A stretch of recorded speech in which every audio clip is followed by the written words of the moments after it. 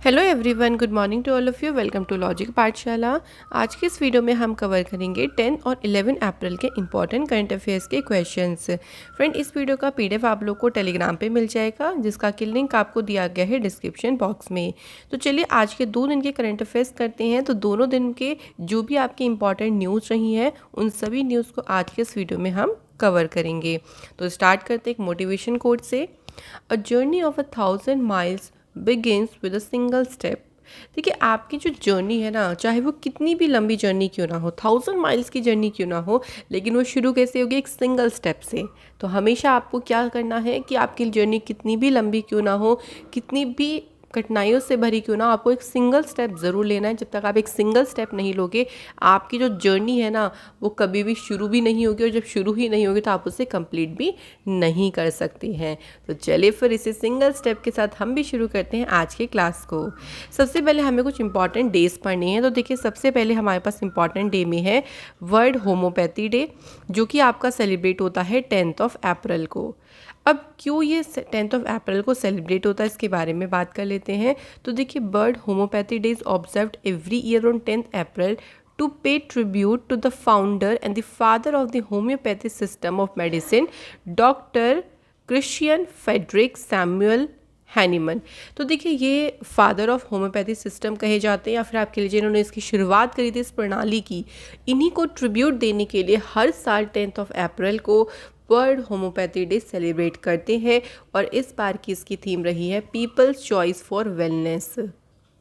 Next देखिए, हमारे पास important day है। तो आज 11 अप्रैल है, जिस दिन सेलिब्रेट होता है नेशनल सेफ मदरहुड डे।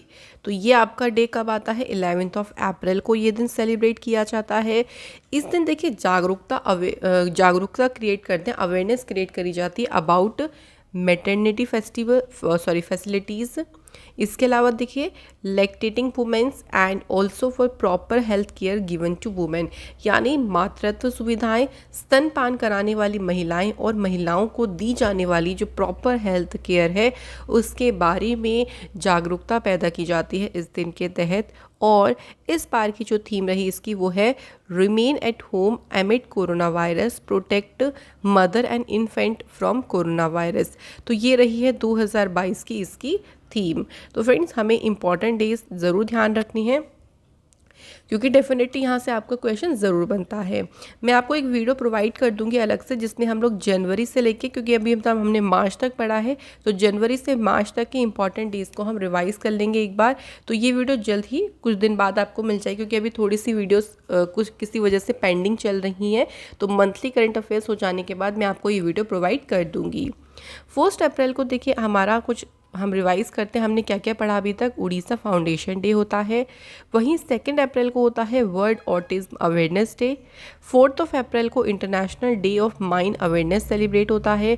5 अप्रैल को होता है नेशनल मैरीटाइम डे। और 7 अप्रैल के दिन आपका आता है वर्ल्ड हेल्थ डे। तो फ्रेंड्स, ये हमें इंपॉर्टेंट डेज हैं जो कि हमें याद रखने हैं अप्रैल महीने से अभी तक के जो भी हमने पढ़े हैं। चलिए अब हम शुरू करते हैं क्वेश्चन नंबर 1 से। पहला क्वेश्चन है, इन April 2022 the first batch of air crew of the Indian navy has completed it's training in which country. तो देखिए, भारतीय वायुसेना का जो पहला बैच, मतलब एयर क्रू का जो पहला बैच है ना, उन्होंने अपनी ट्रेनिंग कंप्लीट करी है। ये ट्रेनिंग उनकी कौन सी कंट्री में चल रही थी जो कि उनकी कंप्लीट हुई है? तो आपका आंसर हो जाएगा यूएसए। तो ये जो पहला बैच है, इसने अपनी जो ट्रेनिंग है इसे यूएसए में कंप्लीट किया है। तो पहले बैच ने MH-60 Romeo multi role helicopters को पूरी तरीके से ऑपरेट करने के लिए कैसे इसे संचालित किया जाएगा, इसकी पूरी ट्रेनिंग उन्होंने कंप्लीट कर ली है। और ये पूरी जो ट्रेनिंग थी वो कितनी थी? 10 महीने का एक लंबा कोर्स था, जिसमें उनको MH-60R के बारे में, जो कि उसके एडवांस क्वालिफिकेशंस हैं और कैसे उसको ऑपरेट करेंगे, इसके बारे में पूरी यहाँ पे ट्रेनिंग उनको प्रोवाइड की गई है। तो आपको ध्यान रखना है कि फ्रेंड, कंट्री कौन सी है? यूएसए है। अगला क्वेश्चन देखिए, who inaugurated a 3-day air force commanders conference at Vayu Bhavan in new Delhi. तो फ्रेंड, क्वेश्चन में पूछा गया है कि नई दिल्ली में जो वायु भवन है, वहाँ पे 3 दिवसीय वायुसेना कमांडरों के सम्मेलन हुआ। इस सम्मेलन का उद्घाटन किसने किया? सही आंसर हो जाएगा राजनाथ सिंह जो कि हमारे डिफेंस मिनिस्टर हैं, इनके द्वारा इस सम्मेलन का उद्घाटन किया गया है। इस कॉन्फ्रेंस की थीम रखी गई है ऑप्टिमाइजिंग ह्यूमन रिसोर्सेज, और इस कॉन्फ्रेंस का मेन फोकस रहा on the conduct of operations in a smart and efficient manner. जितने भी देखिए ऑपरेशंस को कंडक्ट किया जाता है उनको बिल्कुल स्मार्ट तरीके से, बिल्कुल उनको कुशल तरीके से उनका संचालन हो सके, इसके ऊपर इस कॉन्फ्रेंस पे पूरा फोकस किया गया। बात करते हैं फ्रेंड इंडियन एयरफोर्स की, तो 8 अक्टूबर 1932 को इसकी स्थापना हुई। इसका हेडक्वार्टर है न्यू दिल्ली में, और इस टाइम पे चीफ ऑफ एयर स्टाफ कौन है, तो आपको ध्यान रखना है विवेक राम चौधरी। कुछ और न्यूज़ की हम रिवाइज करते हैं जो कि बहुत ज़रूरी है, देखिए रिवीजन। द एनवायरनमेंट मिनिस्टर जिन्होंने प्रकृति ग्रीन इनिशिएटिव के लॉन्च की अनाउंसमेंट करी है। एन.वी. रमना जो कि भारत के चीफ जस्टिस है, इन्होंने लॉन्च किया है एक सॉफ्टवेयर जिसका नाम रखा गया है फास्टर। स्मृति ईरानी ने इनॉग्रेट किया भारत भाग्य विधाता जो कि मेगा रेड फोर्ट फेस्टिवल है। और इंडिया का पहला वर्ल्ड पीस सेंटर इसे गुरुग्राम में स्टेबलाइज किया जाएगा। अगला क्वेश्चन देख लीजिए। नेक्स्ट हमारा क्वेश्चन है which scheme has been extended by the central government till March 2023। देखिए यहाँ पे कुछ योजनाओं के नाम लिखे गए हैं, हमें बताना इनमें से वो कौन सी योजना है जिसको मार्च 2023 तक के लिए बढ़ा दिया है। सही आंसर हो जाएगा फ्रेंड्स यहाँ पे अटल इनोवेशन मिशन। तो अब इसको कब तक के लिए बढ़ा दिया है, 2023 तक के लिए। इसमें देखिए अगर हम इस मिशन की बात करते हैं, it will establish 10,000 Atal tinkering labs और 101 अटल इंक्यूबेशन सेंटर्स। तो ये इतनी लैब्स को, इतने सेंटर्स को स्टेबलाइज करेगा। इसका मेन ऑब्जेक्टिव ये है to create and promote an ecosystem of innovation and entrepreneurship across the country. मतलब कि स्कूल्स हो, चाहे यूनिवर्सिटी हो, चाहे इंडस्ट्री लेवल हो, उसके माध्यम से देश भर में क्या करना है, हमें नवाचार यानी इनोवेशन और एंटरप्रेन्योरशिप का एक ऐसा इकोसिस्टम क्रिएट करना है ताकि हर कोई इससे क्या कर सके, तरीके से मोटिवेट हो सके। ठीक है, तो इसी उद्देश्य के साथ अटल इनोवेशन मिशन को शुरू किया गया था और इसे इसे 2023 तक के लिए बढ़ा दिया गया है। अगला क्वेश्चन है which organisation has successfully flight tested solid fuel ducted ramjet booster in April 2022। हाल ही में इसका सफलतापूर्वक परीक्षण किसके द्वारा किया गया है। आपका सही आंसर हो जाएगा फ्रेंड्स यहाँ पे DRDO, defence research and development organisation ने इसका परीक्षण किया है, और इसका परीक्षण किया गया है उड़ीसा कोस्ट के चांदीपुर से। ये भी हमें ध्यान रखना है कि टेस्ट रेंज कौन सी है, चांदीपुर टेस्ट रेंज से इसका परीक्षण किया गया है। जो SFDR है, जिसकी मैंने आपको फुल फॉर्म बताई है सॉलिड फ्यूल डक्टेड रामजेट, ये प्रोपल्शन इनेबल्स क्या करेगा, ये देखो ये मिसाइल को सुपरसोनिक स्पीड पर, जो उनकी स्पीड है ना उसको सुपरसोनिक स्पीड से बहुत लंबी दूरी पर हवाई खतरों से रोकने में ये पूरी तरीके से सक्षम रहेगा। और इसको डेवलप किया गया है DRDO की लेबोरेटरी हैदराबाद में। ठीक है फ्रेंड्स, तो आपको ध्यान रखना है तो ये कि इसका परीक्षण किया किसने है, तो आपका आंसर होगा DRDO ने किया है। और कहाँ से किया गया है, तो चांदीपुर रेंज जो कि उड़ीसा कोस्ट पे है, वहाँ से इसका परीक्षण किया गया। बात करते हैं फ्रेंड DRDO की, तो DRDO स्टेबलाइजमेंट हुई इसके 1958 में। इसका हेडक्वार्टर है न्यू दिल्ली में, और DRDO के प्रेसिडेंट है प्रेजेंट टाइम में G सतीश रेड्डी जी। अगला क्वेश्चन है the unique identification authority of India has sign an MOU with MeitY and ISRO to develop dash portal. तो देखिए जो यूडाई है ना, इसने एक MOU साइन किया है इसरो के साथ मिलके और मेती के साथ में मिलके। ठीक है, एक पोर्टल को डेवलप करने के लिए इस पोर्टल का हमें नाम बताना है। सही आंसर हो जाएगा भुवन आधार। तो इस पोर्टल का जो नाम है ना वो भुवन आधार है। आप लोगों से ये भी पूछ सकते थे कि MOU किन किन के बीच में साइन हुआ है, तो आप लोगों को ध्यान रखना है कि MOU ये एक तो उदय है, एक मेती है और एक है इसरो। तो इन तीनों के बीच में ये साइन हुआ है। अब ये क्या करेगा, ये भारत पूरे इंडिया में जो आधार सेंटर्स हैं ना उनकी जानकारी देगा और उनके बारे में इंफॉर्मेशन प्रोवाइड करेगा। ये जो पोर्टल है कि कहाँ कहाँ पे आधार सेंटर्स है, कहाँ क्या उनकी लोकेशंस है, इसके बारे में इंफॉर्मेशन प्रोवाइड करेगा। तो एक तरीके का ये कंप्लीट ज्योग्राफिक इंफॉर्मेशन स्टोरेज है फॉर आधार सेंटर्स के लिए। अब बात करते हैं थोड़ी सी एडिशनल इन्फॉर्मेशन के बारे में। देखिए आधार की बात करते हैं तो आप सभी को पता होगा कि आधार में होती हैं 12 डिजिट, टोटल 12 डिजिट होती हैं। It is an individual identification number जो कि unique identification authority of India यानी उडई के द्वारा जारी किया जाता है behalf of the government of India. The number serve as a proof of identity, ये आपकी एक आइडेंटिटी का प्रूफ है, आपके एड्रेस की, आप जहाँ भी हो इंडिया में वहाँ आपकी आइडेंटिटी का एक प्रूफ है। ये एक नंबर जो है वो आपका प्रूफ है आइडेंटिटी का। और 11 मार्च 2016 को आधार एक्ट 2016 पास किया गया था पार्लियामेंट में। तो ये कुछ बेसिक सी बातें हैं जो कि हमें ध्यान होना चाहिए। अगले क्वेश्चन पे पढ़ते हैं। देखिए द प्रधानमंत्री मुद्रा योजना और PMMY शॉर्ट में से बोल सकते हैं has completed how many years, भाई इसने टोटल कितनी ईयर्स कंप्लीट कर लिए, तो आपका आंसर हो जाएगा 7 years is the right answer. तो प्रधानमंत्री मुद्रा योजना ने 7 साल कंप्लीट कर लिए हैं। इस योजना की शुरुआत प्राइम मिनिस्टर मोदी जी के द्वारा 8 अप्रैल 2015 में शुरू की गई थी।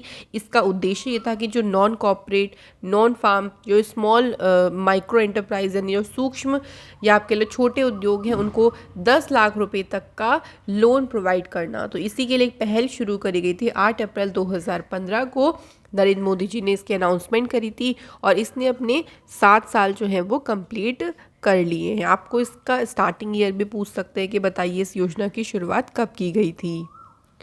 अगला क्वेश्चन है which organisation has launched an initiative, जिसे कहा गया है अवसर। इस इनिशिएटिव को, इस पहल को कौन सी ऑर्गेनाइजेशन ने शुरू किया है, तो सही आंसर हो जाएगा एयरपोर्ट अथॉरिटी ऑफ इंडिया ने इसे शुरू किया है। यहाँ पे आप ध्यान रखिएगा कि जो अफसर है ना, इसकी फुल फॉर्म में airport as venue for skilled artisans of the region. इसका उद्देश्य ये है, देखिए टैलेंट ऑफ वुमेंस या कोई आर्टिशंस हैं या क्राफ्टमैन हैं उनको एनकरेज करना, उनको राइट अपॉर्चुनिटीज़ प्रोवाइड करना। इसी उद्देश्य के साथ अवसर नाम से ये जो इनिशिएटिव है इसे एयरपोर्ट अथॉरिटी ऑफ इंडिया ने शुरू किया है। देखिए एयरपोर्ट अथॉरिटी ऑफ इंडिया से बात करते हैं तो 1 अप्रैल 1995 को इसकी शुरुआत हुई। इसका हेडक्वार्टर है न्यू दिल्ली में और इस टाइम पे इसके चेयरमैन है संजीव कपूर। वहीं अगर हम सिविल एविएशन मिनिस्टर की बात करते हैं तो वो कौन है, ज्योतिरादित्य सिंधिया। नेक्स्ट हमारा क्वेश्चन है, देखिए अब यहाँ पे क्वेश्चन में पूछा गया है which space agency successfully launched Axiom 1, ये से शॉर्ट में AX1 भी कह सकते हैं, to the international space station. तो फ्रेंड इसका जो सफलतापूर्वक इसे लॉन्च किया गया है, किस स्पेस एजेंसी ने इसे लॉन्च किया है, तो सही आंसर हो जाएगा फ्रेंड्स यहाँ पे हमारा स्पेस एक्स। तो स्पेस एक्स ने इसे लॉन्च किया है। ये एक जॉइंट मिशन है जो कि नासा और एक्सियम स्पेस के साथ में मिलकर स्पेस एक्स ने इसे लॉन्च किया है। मिशन ये पहली बार पूरी तरीके से प्राइवेट एक स्पेस फ्लाइट है जिसमें अंतरिक्ष यात्रियों को इंटरनेशनल स्पेस स्टेशन तक पहुंचाया गया है और ये पहला कमर्शियल मिशन है इंटरनेशनल स्पेस स्टेशन का। फ्रेंड यहाँ पे अगर हम इस मिशन के बारे में थोड़ी सी बात करते हैं तो देखिए इसमें 4 एस्ट्रोनॉट गए हैं स्पेस स्टेशन में और इसे कहाँ से लिफ्ट किया गया है, यानी इसे कहाँ से लॉन्च किया गया, तो नासा के Kennedy Space Centre Cape Canaveral Florida से इसे लॉन्च किया गया है। इसमें मैंने आपको बताया देखिए 4 एस्ट्रोनॉट हैं टोटल, जिसमें से 3 है पेइंग कस्टमर्स जिन्होंने पे किया इसके लिए, जिसमें है Larry Connor, Eytan Stibbe and Mary Pathy. इनके साथ में एक्स नासा के एस्ट्रोनॉट और एक्सियम वाइस प्रेसिडेंट भी गए हैं माइकल लोपेज। तो टोटल 4 एस्ट्रोनॉट गए हैं स्पेस स्टेशन के लिए। वहीं बात करें इंटरनेशनल स्पेस स्टेशन की, it is a modular space station in a low orbit, earth orbit में है ये एक मल्टीनेशनल कोलैबोरेशन प्रोजेक्ट है जिसमें 5 जो है स्पेस एजेंसी पार्टिसिपेट करती हैं, जिसमें है नासा, सेकेंड है रॉसकोस्मोस, ये रशिया की स्पेस एजेंसी है, जैक्सा जापान की है और यूरोपियन स्पेस एजेंसी का नाम है ESA एंड चाइना की स्पेस एजेंसी है CSA।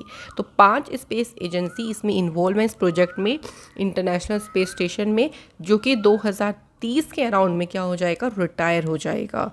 स्पेस एक्स की बात करें तो 14 मार्च 2002 को इसकी शुरुआत हुई। एलन मस्क इसके CEO हैं, इसका हेडक्वार्टर है कैलिफोर्निया US में। नेक्स्ट क्वेश्चन देखिए, India's first indigenously developed polycentric prosthetic knee, जिसको नाम दिया गया है कदम, इसे कौन सी आईआईटी ने लॉन्च किया है? तो इसे लॉन्च किया गया है आईआईटी मद्रास के द्वारा। तो फ्रेंड ये जो नी है, जो ये भारत का पहला स्वदेशी रूप से डेवलप किया गया घुटना है, जिसको कदम नाम दिया गया है, इसे आईआईटी मद्रास के द्वारा लॉन्च किया गया। जो कदम है ना, ये लोगों को हेल्प करेगा विद अबव नी एम्पिटी, यानी घुटने से ऊपर जो विकलांग लोग हैं उनको आरामदायक कंफर्टेबल वो चल सकें, उसमें लोगों की ये मदद करेगा। इसमें देखिए मल्टीपल एक्सेस हिंज जॉइंट्स हैं फॉर रोटेशन के लिए, जो कि आपको कंट्रोल देंगे। आप 160 डिग्री तक इजीली फ्लेक्सिबल रोटेट भी कर सकते हो। आपको बैठने में, जैसे बसेस, ऑटोज़, इसमें आराम से बैठने में ये आपको काफ़ी ज़्यादा हेल्प करेगा। तो ध्यान रखेंगे फ्रेंड्स, इसे आईआईटी मद्रास ने लॉन्च किया है। अब कुछ और आईआईटीज़ के रिलेटेड न्यूज़ हम रिवाइज करें तो देखिए इंडिगो को प्रमोटर राकेश गंगवाल, इन्होंने एक पैक्ट साइन किया आईआईटी कानपुर के साथ में मिलकर to jointly setup a school medical science and technology as its campus. वहीं आईआईटी मद्रास ने सेट किया है ब्रेन रिसर्च सेंटर, जो कि जितने भी फ्यूचर में ब्रेन रिलेटेड रिसर्च प्रोजेक्ट्स होंगे उनमें कंट्रीब्यूट करेगा। साथ ही में देखिए आईआईटी बॉम्बे ने लॉन्च किया है प्रोजेक्ट उड़ान, जो कि एक लैंग्वेज ट्रांसलेटर है, जो लैंग्वेज बैरियर को ब्रेक करेगा एजुकेशन में। कई बार हमें प्रॉब्लम होती है लैंग्वेज में, जैसे हमारी रीजनल लैंग्वेज कुछ और है, हम स्टडी कुछ और लैंग्वेज में कर रहे हैं, तो एक लैंग्वेज ट्रांसलेटर का ये काम करेगा। नेक्स्ट न्यूज़ है हमारी, the first case of the XE variety of the corona virus illness in India was reported in which city. भाई भारत में कोरोना वायरस बीमारी की XE वैरायटी का पहला मामला किस शहर में दर्ज किया गया? तो एक नया ही वेरिएंट आ चुका है ये, और इसका पहला मामला जो दर्ज हुआ है वो मुंबई में दर्ज किया गया है। तो BMC ऑफिशियल के अकॉर्डिंग, यानी जो बृहन मुंबई म्यूनिसिपल कॉरपोरेशन है उनके अकॉर्डिंग, जो पर्सन इससे पॉजिटिव टेस्टेड आया है वो फुल्ली वैक्सीनेटेड थी, वो 50 ईयर ओल्ड वुमेन है, और उनको कोई भी देखिए को मॉर्बिडिटीज़ या कोई भी उनको सिम्टोमेटिक वो बिल्कुल भी नहीं थी, और फुल्ली वैक्सीनेटेड भी थी, लेकिन वो इस स्ट्रेन से, जो XE स्ट्रेन है, इससे पॉजिटिव आई हैं। ठीक है, वो अभी रिसेंटली देखिए 10 फरवरी को साउथ अफ्रीका से वापस लौटी थी, और कोई भी उनका और कोई इसके अलावा उनका पहले कोई ट्रेवल एक्सपीरियंस नहीं रहा है, लेकिन जब वो अराइव हुई थी, लौटी थी, तब वो नेगेटिव टेस्ट हुई थी। तो ये सारे टेस्ट देखिए किए गए थे, लेकिन फिर भी जो नया वेरिएंट आया है, नया स्ट्रेन आया है XE वैरायटी का, वो पॉजिटिव पाई गई हैं, और पहला केस देखा गया है मुंबई में। कुछ और न्यूज़ बात करें कि इंडिया में पहला क्या क्या हुआ है। देखिए, तो इंडिया में पहला जो डिजिटल वाटर बैंक है, जिसको नाम दिया एक्वेरियम, इसे बेंगलुरु में लॉन्च किया गया। वही कंट्री का पहला artificial intelligence robotics technology park, इसे बेंगलुरु में लॉन्च किया गया। इंडिया की पहली electric vehicle lithium battery plant, इसे कर्नाटक स्टेट में सेटअप किया गया था। और इंडिया का पहला फॉरेस्ट मेडिकल सेंटर, इसे उत्तराखंड स्टेट में ओपन किया गया। वहीं इंडिया का पहला वेटलैंड कंजर्वेशन मैनेजमेंट सेंटर, इसे चेन्नई में ओपन किया गया, चेन्नई में इसको सेटअप किया गया। तो ध्यान रखेंगे, फर्स्ट इन इंडिया भी काफ़ी इंपॉर्टेंट है, क्योंकि करंट अफेयर्स से रिलेटेड यहाँ से काफ़ी सारे क्वेश्चन आपके बन सकते हैं। अगला क्वेश्चन है, देखिए, Reserve bank of India has imposed fine on which bank and IDBI bank for violations related to KYC guidelines. हाल ही में देखिए RBI ने 2 बैंकों पर जुर्माना लगाया है, यानी फाइन लगाया है। एक बैंक तो आपका दिया गया है IDBI बैंक, और दूसरा बैंक हमसे पूछा गया है, तो सही आंसर हो जाएगा यहाँ पे एक्सिस बैंक। तो KYC जो गाइडलाइंस होती हैं उनके इन्होंने कुछ रूल्स का उल्लंघन किया, जिसके लिए उनको ये फाइन लगाया गया है। तो आप देख सकते हैं कि रिजर्व बैंक ऑफ इंडिया ने एक्सिस बैंक के ऊपर जो पेनल्टी लगाई है वो है 93 लाख रुपीज़ की, for various violations including those related to KYC guidelines. वहीं देखिए IDBI बैंक के ऊपर जो फाइन लगाया गया है वो 90 लाख रुपए का लगाया गया है। तो किसने लगाया है दोनों फाइन, ये भी पूछ सकते हैं कि कौन से बैंक के द्वारा ये फाइन लगाया गया है। तो आपका आंसर रहेगा RBI, क्योंकि RBI जितने भी भारत में बैंक्स होते हैं देखिए उनको रेगुलेट करता है। और RBI का अगर हम बात करते हैं हेडक्वार्टर कहाँ पे है, तो मुंबई में है। और वर्तमान में RBI के गवर्नर कौन है?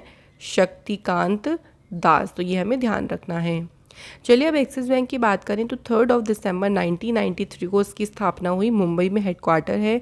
MD CEO है अमिताभ कांत, चेयरपर्सन है श्री राकेश मखीजा। इसकी टैगलाइन है बढ़ती का नाम ज़िंदगी। वहीं आईडीबीआई बैंक की बात करते हैं तो मुंबई में हेडक्वार्टर है। इसके ऑनर कौन है? लाइफ इंश्योरेंस कॉरपोरेशन यानी एलआईसी इसका ऑनर है और इसके सीईओ है राकेश शर्मा। नेक्स्ट क्वेश्चन पे बढ़ते हैं। Whose picture entitled Kamloops residential school has been named World Press Photo of the Year 2022। तो देखिए कामलूप्स जो रेजिडेंशियल स्कूल है इसके नाम से किसकी तस्वीर को world Press Photo of the year का के लिए नामित किया गया? तो आपका सही आंसर यहाँ पे हो जाएगा amber ब्रेकन is the right answer. तो एम्बर ब्रेकन के द्वारा आप देख सकते हैं इस तरीके की 2-3 फोटोज़ हैं जो इस स्कूल की ली गई हैं। और इसमें देखो खास बात क्या है ना, इन पिक्चर्स में कोई भी कोई भी इस पिक्चर में आपको दिखेगा नहीं, मतलब कोई भी इंसान या कोई भी इसमें शो नहीं होगा। तो पहली बार कॉन्टेस्ट की हिस्ट्री में पहली बार ऐसा हुआ है the world Press Photo of the year is a photograph without any people. मतलब एक ऐसी फ़ोटो चुनी गई है जिसमें कोई लोग ही नहीं है, सिर्फ वो एरिया इसमें दिखाया गया है। जो फ़ोटो एम्बर ब्रेकन के द्वारा लिया गया है, ये एम्बर ब्रेकन जो है एक फ़ोटोग्राफ़र है फॉर एडमोंटन एंड इन्होंने कमोमरेट किया है children who died at the Kamloops Indian residential school. तो इस स्कूल में जो मारे गए बच्चे थे उनकी याद में उन्होंने तस्वीर को लिया और इस तस्वीर को यहाँ पर 2022 world Press Photo of the year के लिए चूज़ किया गया। नेक्स्ट क्वेश्चन की तरफ चलते हैं। देखिए which novel becomes the first Hindi novel to be shortlisted. अभी ध्यान रखिएगा, अभी सिर्फ शॉर्ट लिस्टेड किया गया है इंटरनेशनल बुकर प्राइज़ के लिए, लेकिन शॉर्ट लिस्टेड होने वाला भी ये पहला हिंदी नोवेल है। Very important question. इसका नाम है टॉम्ब ऑफ सैंड। इस क्वेश्चन से रिलेटेड ये भी पूछ सकते थे कि टॉम्ब ऑफ सैंड ये किसका नोवेल है, यानी इसकी ऑथर कौन है। तो गीतांजलि श्री का ये नोवेल है और ये पहला हिंदी लैंग्वेज में नोवेल है जिसको इंटरनेशनल बुकर प्राइज़ के लिए शॉर्ट लिस्टेड किया गया है। इस बुक का जो ट्रांसलेशन किया गया है इंग्लिश में वो डेजी रॉकवेल के द्वारा किया गया। डेजी रॉकवेल के द्वारा अंग्रेजी में अनुवादित जो पुस्तक है दुनिया भर के 5 अन्य शीर्षकों के साथ प्रतिस्पर्धा करेगी। यानी इसके अलावा और भी 5 अदर टाइटल्स हैं जिनको यहाँ पे सिलेक्ट किया गया है। नेक्स्ट क्वेश्चन है, देखिए not just a night watchman my innings with BCCI. ये जो बुक है वो किसने लिखी है? सही आंसर हो जाएगा फ्रेंड्स यहाँ पे विनोद राय के द्वारा इस बुक को लिखा गया है जिसका टाइटल है not just a night watchman my innings with BCCI.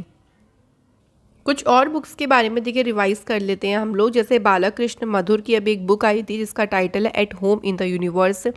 Mridula Ramesh ने बुक लिखी watershed how we destroy India's water and how we can save it. Rahul Rawail ने बुक लिखी the Raj Kapoor the master at work. Doctor Shashi Tharoor की बुक है pride prejudice and punditry. Doctor Rekha Chaudhary ने book लिखी India's ancient legacy of wellness.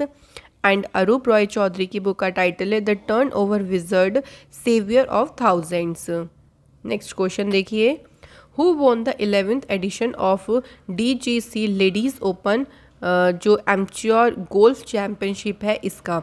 तो इसका जो 11वां संस्करण है इस चैम्पियनशिप का, ये किसने जीता है? सही आंसर हो जाएगा रिया जेडन ने ये जो टाइटल है वो जीता है। रिया जेडन ने इसमें अपनी ओल्डर सिस्टर लावण्या जेडेन को 232 के स्कोर से हराया। रिया ऑल्सो देखिए जूनियर गर्ल्स की ट्रॉफी भी इन्होंने जीती है, तो हमें सिर्फ इतना इस क्वेश्चन से ध्यान रखना है। कुछ स्पोर्ट्स न्यूज़ के बारे में हम लोग रिवाइज कर लेते हैं। जैसे कि देखिए ईगा स्विटेक हाल ही में जो मियामी ओपन टेनिस टाइटल हुआ वो इन्होंने जीता। ऑस्ट्रेलिया ने इस बार का ICC वुमेन क्रिकेट विश्व कप जीता और ऑस्ट्रेलिया ने इसमें इंग्लैंड को डिफीट किया, ये भी ध्यान रखिएगा। और ये इसका 12वां एडिशन था। मैक्स वर्स्टैपिन ने जीता है सऊदी अरेबियन ग्रैंड प्रिक्स का टाइटल। पंकज आडवाणी ने जीता एशियन बिलियर्ड्स का टाइटल 8वीं टाइम्स। जर्मन ओपन जो बैडमिंटन टूर्नामेंट हुआ इसमें लक्ष्य सेन ने सिल्वर मेडल जीता। प्रियंका नुटक्की ये 23वें नंबर की वुमेन ग्रैंड मास्टर बनी है भारत की। तो ये कुछ इंपॉर्टेंट स्पोर्ट्स न्यूज़ हैं। तो फ्रेंड आज की हमारी इतनी ही न्यूज़ थी। चलिए हम आज मेरी रिवीजन न्यूज़ इसलिए नहीं रखी क्योंकि हमारे पास काफ़ी सारी न्यूज़ थी। चलिए अब मैं आप लोगों को जो सैटरडे मैंने आप लोगों से क्वेश्चन पूछे थे उसके आंसर डिस्कस करते हैं। पहला क्वेश्चन पूछा था कि जो इंडिया का यूपीआई सिस्टम है इसको अडॉप्ट करने वाला पहली फॉरेन कंट्री कौन सी बनी, तो आपका आंसर जो नेपाल आपने किया है बिल्कुल सही है। सेकंड क्वेश्चन पूछा था कि पॉल हेनरी सेंडोका डामिमा ये किस देश के प्रेसिडेंट अपॉइंट हुए हैं, तो आपका सही आंसर है बुर्किना फासो। तो फ्रेंड्स आप सभी ने जिन्होंने भी कमेंट किए थे सभी के सही आंसर थे। तो आज के कमेंट है हमारे Nikhil Pant, Hasan Uzzaman and Sandeep Kaur. Thank you so much कि आप लोगों ने कमेंट किया। चलिए आज के क्वेश्चंस के बारे में थोड़ा सा देख लेते हैं। पहला क्वेश्चन है Mahatma Gandhi green triangle has been unveiled in which country to mark Azadi ka Amrit Mahotsav, तो कहाँ पे इसका अनावरण किया गया, हमें कंट्री का नाम बताना है। सेकंड क्वेश्चन है कि कौन सी टीम ने इस बार का प्रो कबड्डी लीग सीज़न 8 का फाइनल जीता है, और फाइनल में किसने किसको हराया, मतलब डिफीटेड टीम का नाम भी अगर आपको पता हो तो आप ज़रूर कमेंट करके बताइएगा। तो फ्रेंड आज की क्लास के हमारे सभी क्वेश्चन हो गए। आई होप सो कि आज की क्लास भी आपकी मज़ेदार रही होंगी और आपकी पढ़ाई भी बहुत अच्छी चल रही होगी। तो फ्रेंड ऐसे ही आप लोग अच्छे से पढ़ाई करते रहें, क्योंकि अभी एग्ज़ाम्स के कंटिन्यू काफ़ी चल रही हैं। अगर आप एग्ज़ाम के लिए अच्छे से प्रिपेयर रहोगे तो आपके सभी एग्ज़ाम बहुत अच्छे होंगे। तो चलिए मिलेंगे आप लोगों से फिर अनदर क्लास में अनदर इम्पॉर्टेंट वीडियोज़ के लिए। Thank you so much for watching this session.